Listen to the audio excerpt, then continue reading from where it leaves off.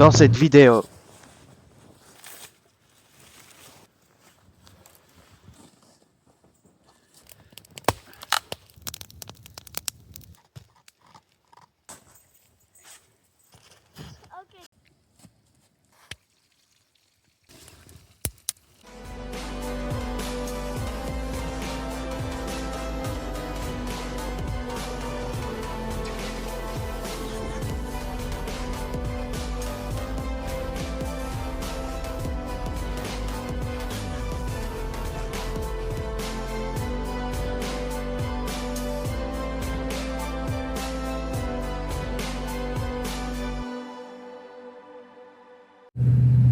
le moteur ronronne doucement, pendant que nous quittons les dernières traces de civilisation. La route s'étire devant nous, longue, droite, bordée de sapins, chargée de neige. On avance vers le nord, puis le silence s'installe. Les panneaux se font rares, les maisons disparaissent, et avec elles, le bruit du monde. À côté de moi, ma fille regarde le paysage défiler. Elle ne parle pas beaucoup, elle sait où nous allons. Elle connaît le froid, elle connaît l'effort. Et surtout, elle sait que cette nuit ne sera pas une nuit comme les autres. Notre chienne Avalanche dort à l'arrière, roulée en boule, prête à entrer en action dès que la portière s'ouvrira. Le thermomètre ce matin affiche moins 21 degrés. Une belle journée d'hiver nous attend. Dès que nous sortons du véhicule, le froid nous attrape le visage. Cet air sec, mordant, qui brûle les poumons à la première respiration. La neige est profonde, chaque pas demande un effort. Avalanche bondit devant nous, heureuse, disparaissant parfois avant de ressortir en secouant la poudre blanche. Je marche devant, j'ouvre la trace. Ma fille suit, chargée de son sac de 14 kilos. Je le vois tout de suite, c'est difficile. La neige accroche, les jambes s'enfoncent, le souffle se fait plus court, mais elle avance. Pas une plainte, pas une hésitation.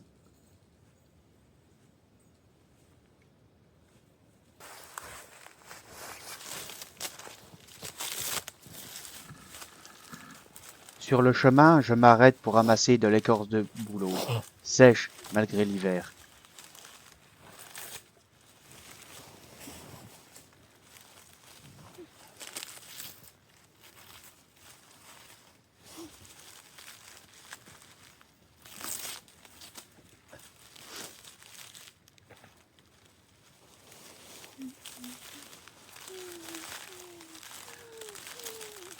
Je la glisse dans ma poche. Elle nous servira plus tard quand il faudra faire naître le feu.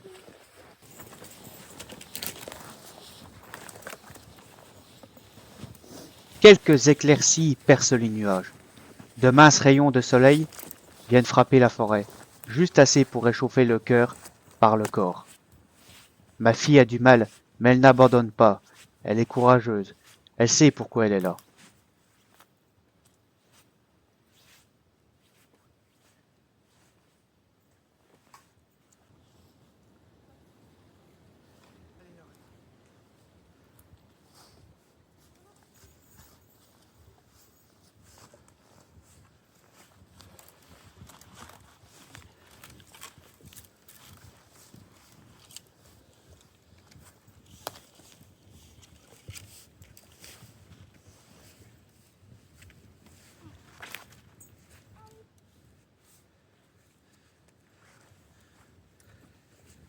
Au fil du temps, les pas deviennent de plus en plus durs et lourds.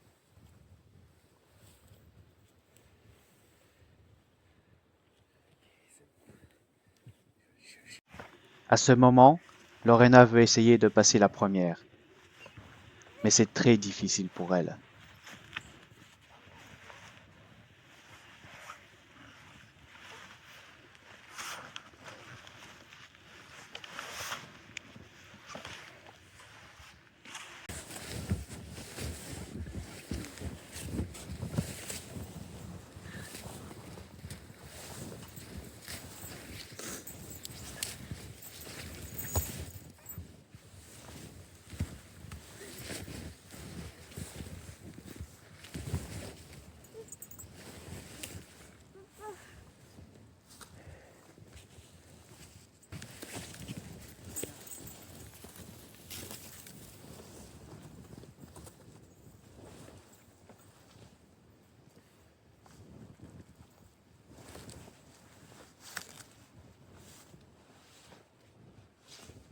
Après 2 heures d'effort, nous touchons au but.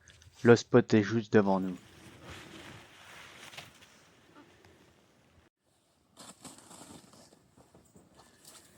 Enfin nous arrivons, à un endroit calme, protégé, loin de tout. Sans perdre une seconde, ma fille enlève son sac et s'attaque directement à la préparation de notre Quincy. Un abri fait de neige, compacté, que l'on creusera plus tard. Il faut énormément de neige, assez pour que 2 personnes puissent y dormir en sécurité.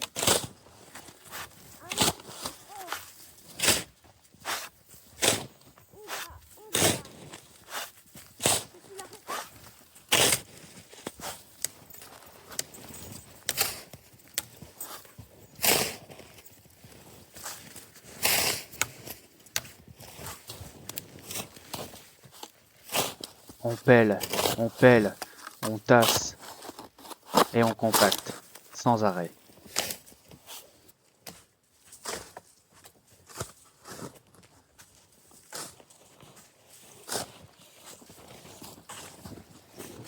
Le travail est physique. La neige colle aux gants de Lorena. Le souffle fait de la vapeur. Une fine couche de givre commence à se former sur nos dos. Pendant que je pèle, ma fille s'occupe du bois, joue avec Avalanche, parle déjà du repas de ce soir. Elle ne se plaint pas du froid.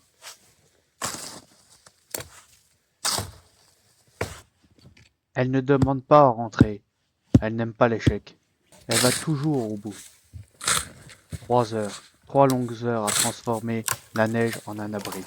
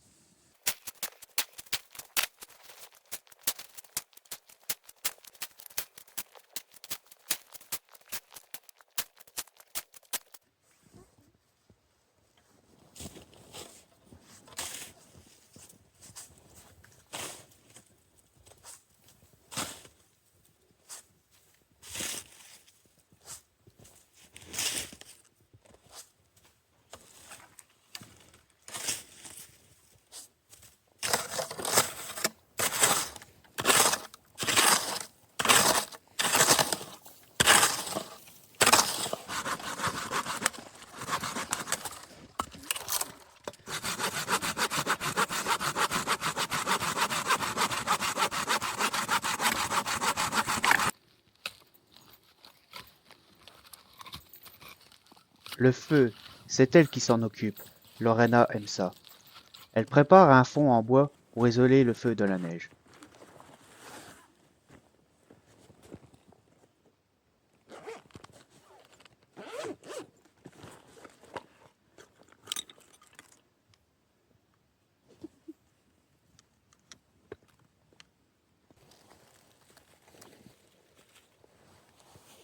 Pose soigneusement l'écorce de bouleau et sort son fire steel. Quelques étincelles et une flamme. Le feu prend.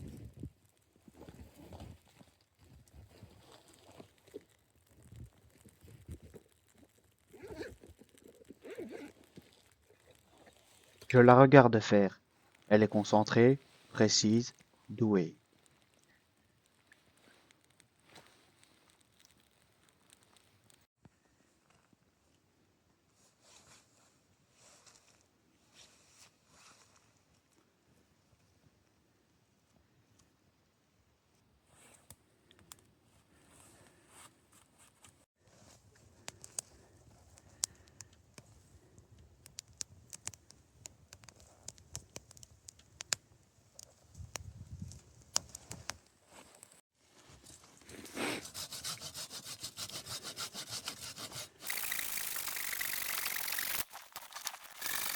À l'extérieur, sans poêle à bois, il faut énormément de bois. Le feu crépite déjà fort, et vivra si on s'en occupe bien.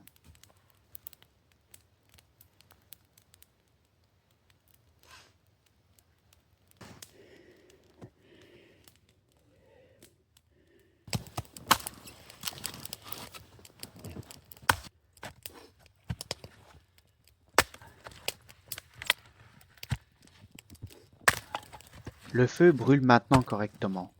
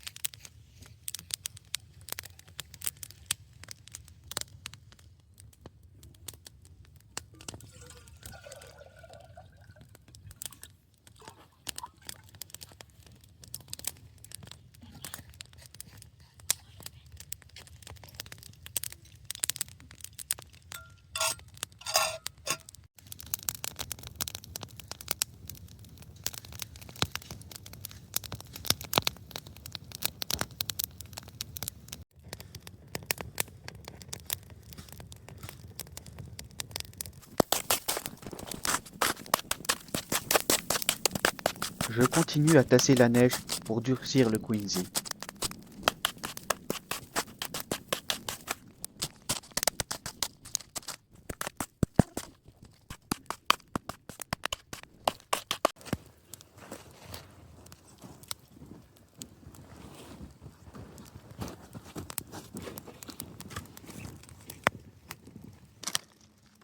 Pendant ce temps, Lorena prépare ses bouledogues épicées. Ici, le temps s'arrête, le silence est profond. La forêt est magnifique. On fait chauffer l'eau, la vapeur monte doucement. Le froid recule un peu.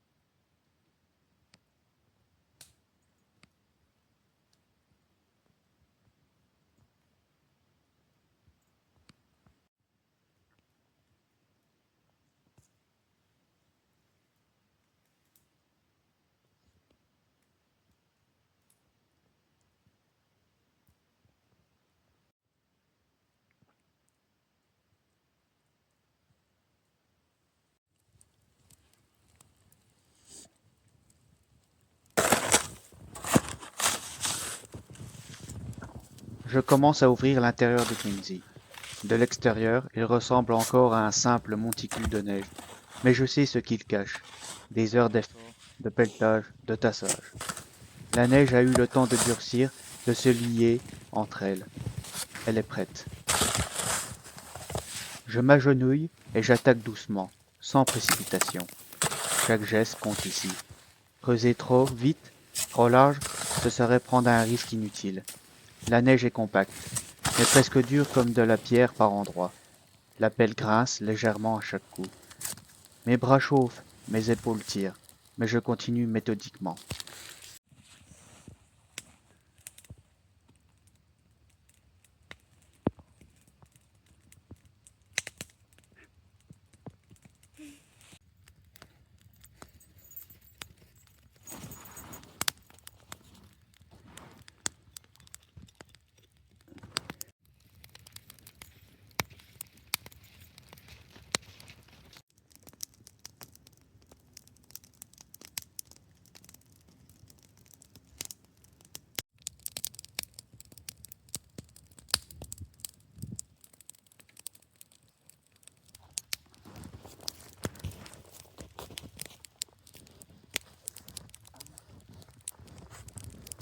Peu à peu, un trou se forme.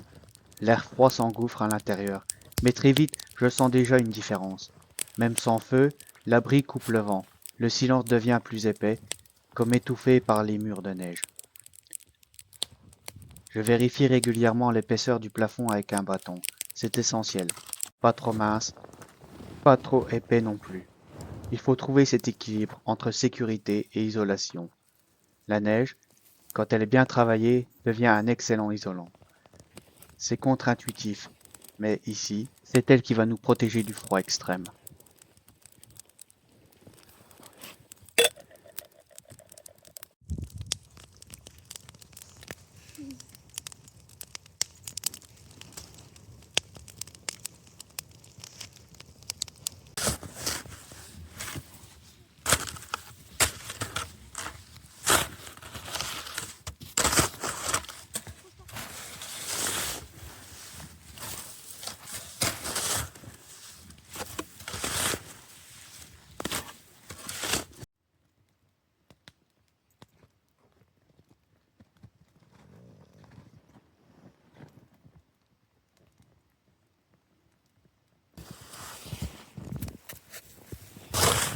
Je continue à creuser.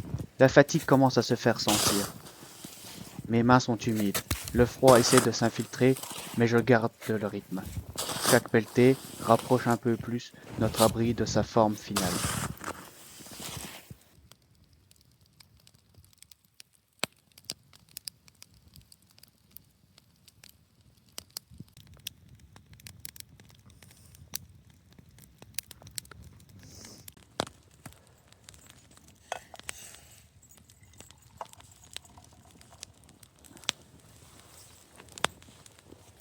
Pendant ce temps, Avalanche entre et sort du Quincy, reniflant, grattant un peu la neige, avant de ressortir en courant, comme si elle validait l'endroit à sa façon.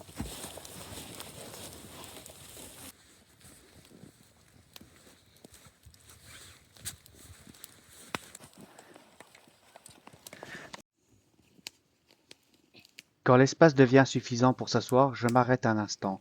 Je m'assois à l'intérieur. Le contraste est immédiat. Dehors, le froid est sec, mordant. Ici, l'air est plus calme, presque doux en comparaison. Le bruit du monde disparaît. Il ne reste que ma respiration. Lorena s'approche, curieuse. Elle regarde à l'intérieur, souffle un nuage de vapeur et sourit. On va vraiment dormir là-dedans? Je lui explique comment ça fonctionne, pourquoi la chaleur reste à l'intérieur, pourquoi on creuse plus haut que l'entrée. Elle écoute attentivement. Elle apprend, sans même s'en rendre compte. Je retourne au travail. J'élargis encore un peu l'intérieur, j'égalise le sol. Je prépare l'espace où nous poserons nos affaires. Chaque détail compte. Dans ces conditions, le confort n'est pas un luxe, c'est une sécurité. Quand je sors enfin du Quincy, je me retourne une dernière fois pour le regarder. Ce n'est pas qu'un abri, c'est notre refuge pour la nuit. Un refuge façonné à la main dans le froid, avec patience et détermination.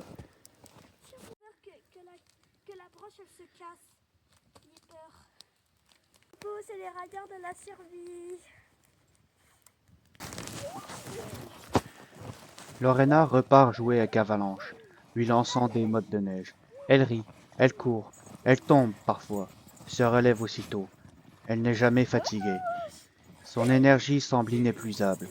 Je sais déjà qu'elle dormira profondément ce soir, bercée par le feu et le silence de la nuit.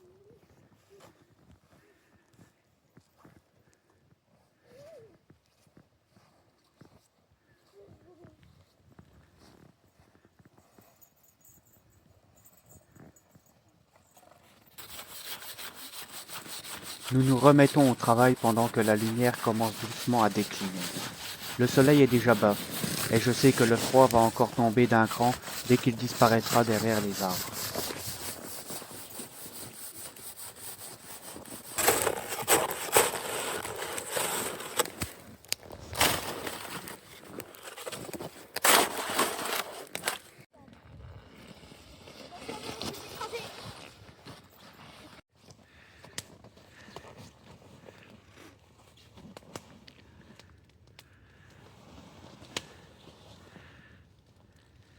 C'est quoi tu fais? C'est quoi que tu fais? Alors,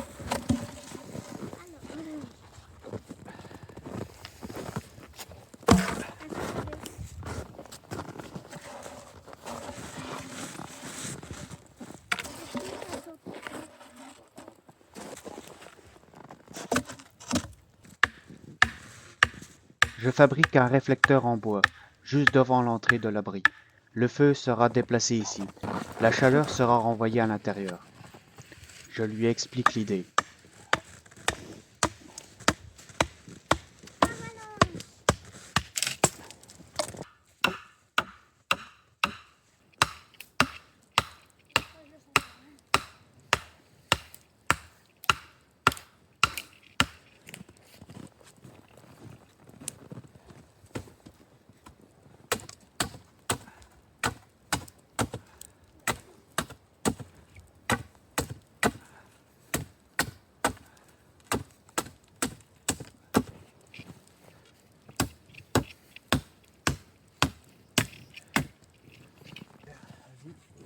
Elle continue la construction elle-même. Cette nuit, il fera moins 24 degrés.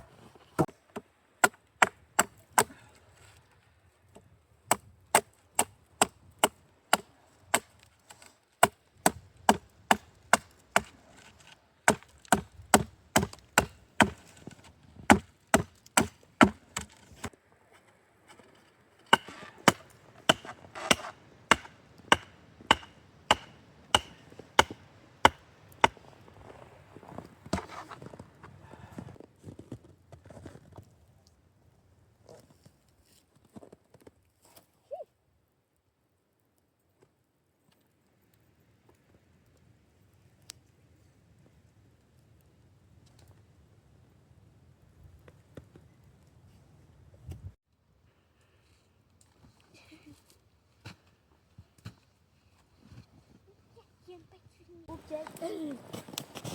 Oh mon Le feu Dieu. est déplacé lentement avec précaution. Des braises rougeoyantes illuminent la neige autour de nous. On sent tout de suite la différence.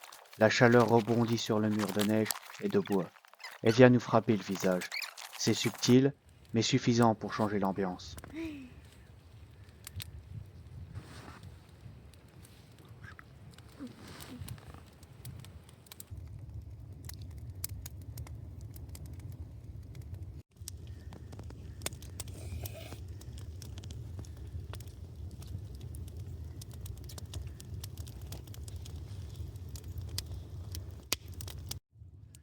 Je m'accorde quelques minutes de repos.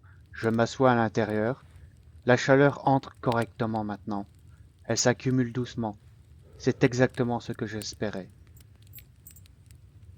Dehors, Lorena continue le réflecteur, fière de participer à quelque chose d'important. Elle sait que ce n'est pas un jeu. Cette construction, c'est ce qui va nous permettre de passer la nuit sans grelotter.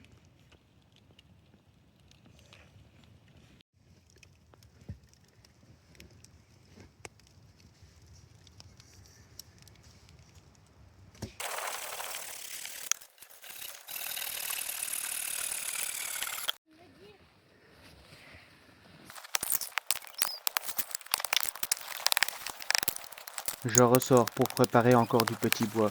Beaucoup, toujours plus qu'il n'en faut. Cette nuit, le feu ne doit pas mourir.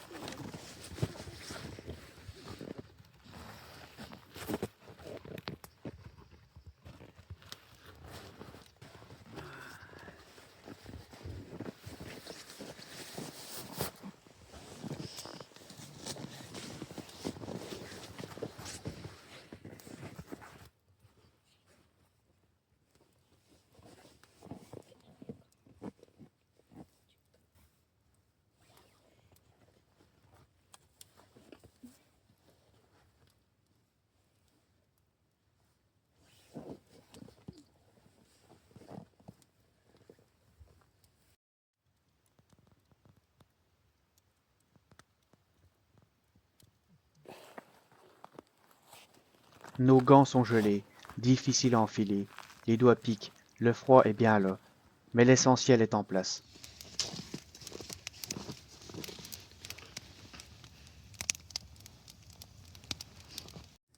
Le feu vit, l'abri tient, la nuit peut venir.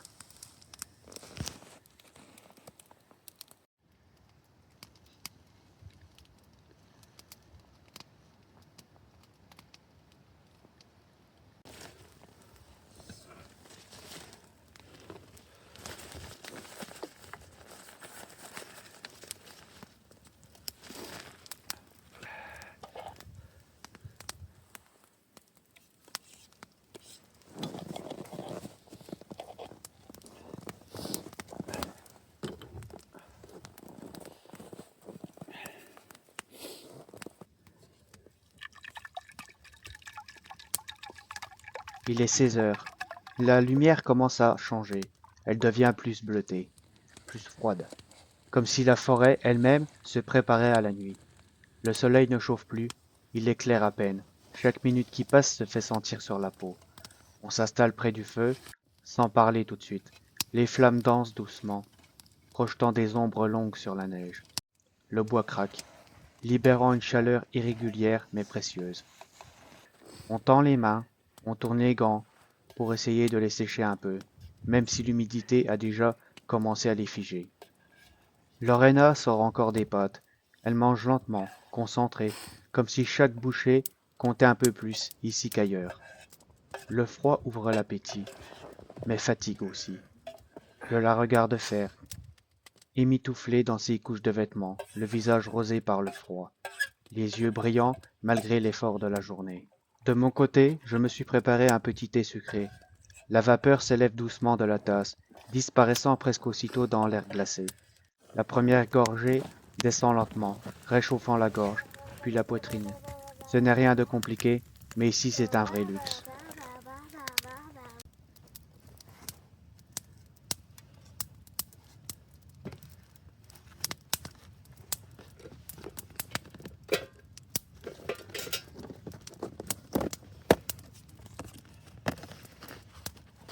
Le repas du soir commence bien avant que la viande ne touche les braises.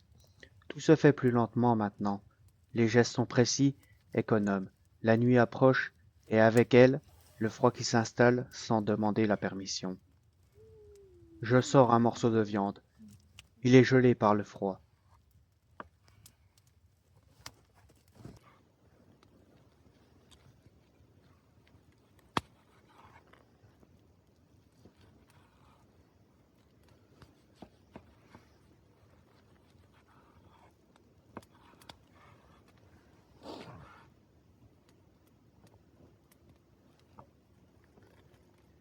Je le sale généreusement avec le sel de Guérande. Ajoute les épices, quelques feuilles de laurier, des morceaux de poivron. Rien de compliqué, juste ce qu'il faut pour transformer un simple repas en quelque chose de réconfortant.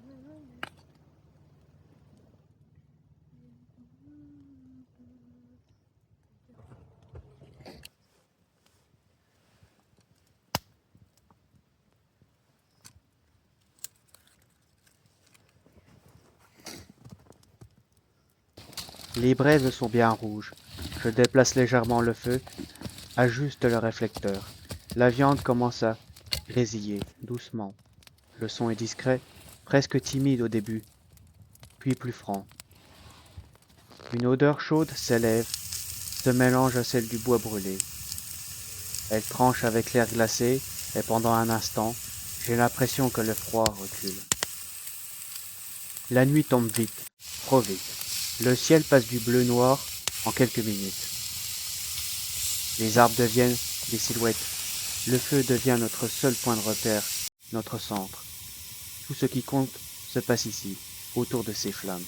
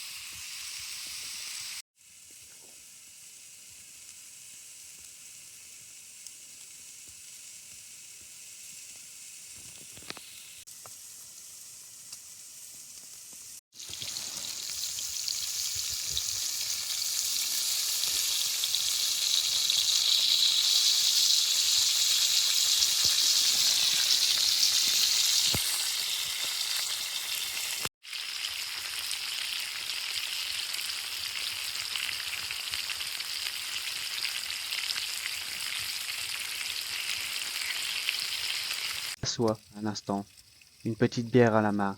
Je ne la bois pas vite, juste quelques gorgées. Assez pour accompagner le moment. Ce calme, cette sensation d'être coupé du monde, seul avec la forêt qui nous tolère, qui nous observe peut-être.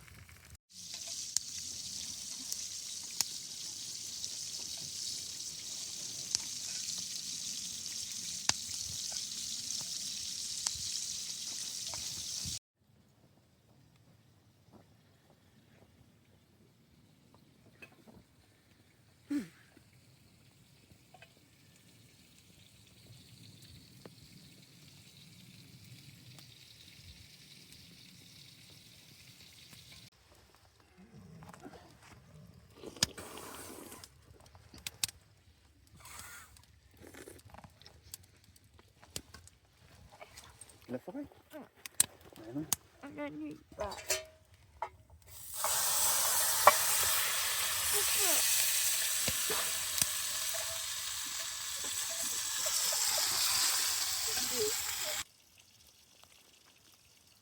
Lorena mange à l'intérieur. Je la vois à travers l'entrée, éclairée par les bougies. Leur lumière danse sur les parois de neige. Le plafond commence déjà à se transformer. La neige devient plus lisse, plus dure, presque translucide. La condensation gèle lentement, formant une fine couche de glace. Ses cheveux sont couverts de givre.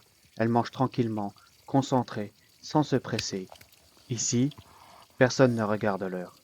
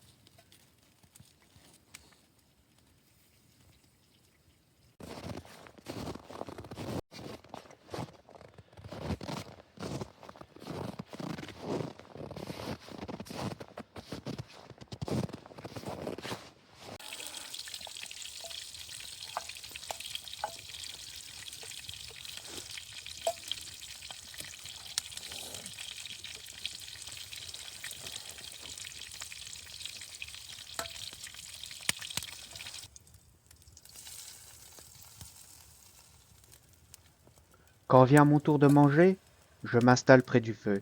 La viande est tendre, parfumée. Chaque bouchée fait du bien. C'est simple, mais c'est parfait. Après une journée comme celle-ci, rien de plus n'est nécessaire.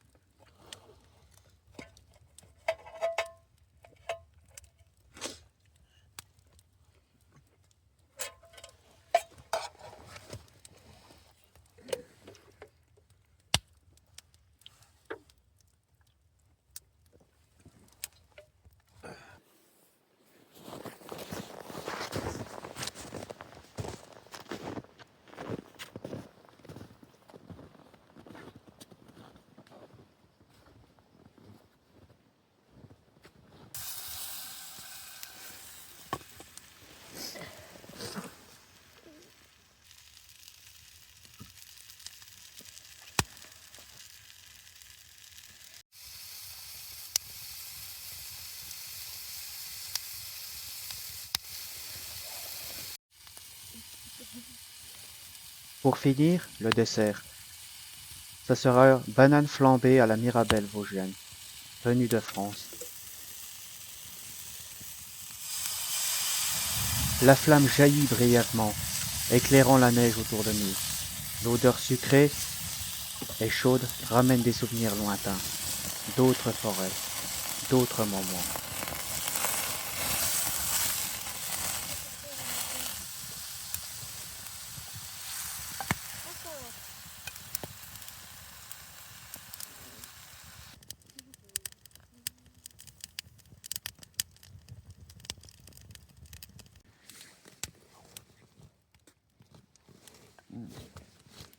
Si oui, it's bon. Tu goûtais?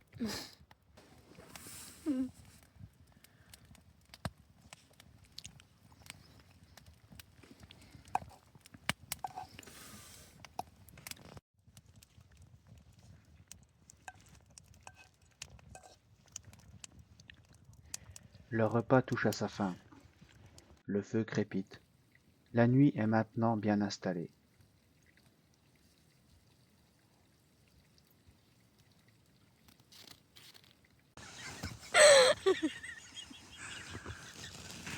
On se prépare à aller dormir.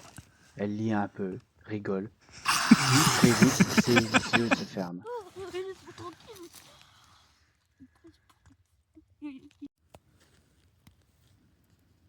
Moi, je m'assoupis par moments, en entretenant le feu, toute la nuit. Plus un bruit, juste la bise au-dessus de nous, et le crépitement du feu.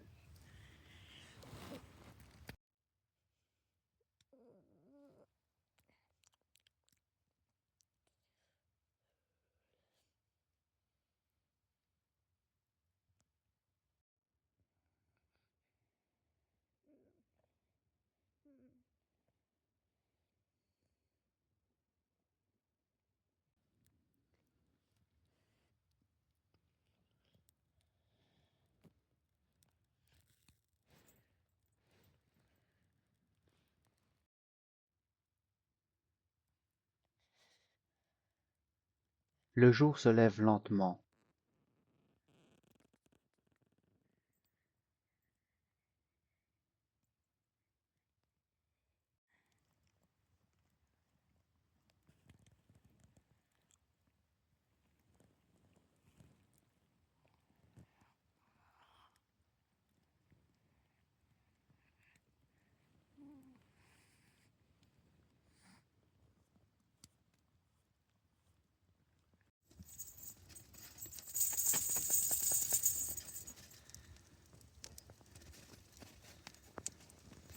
Je sors, et je vais raviver le feu. Il ne s'est pas éteint cette nuit.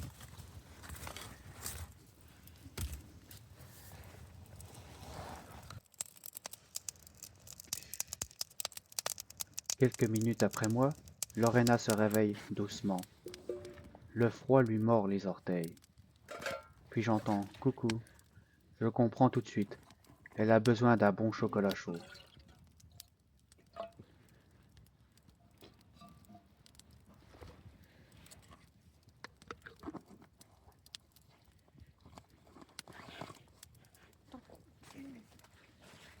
Partager un tel défi avec sa fille, c'est indescriptible. La voir aller jusqu'au bout, ne pas abandonner, croire en elle, en ses capacités, en sa volonté. Ces moments simples comblent mon cœur. Ils nous soudent pour toujours. Nous sommes ravis de partager ces instants avec vous et nous espérons que vous continuerez à nous suivre. À très bientôt sur notre chaîne.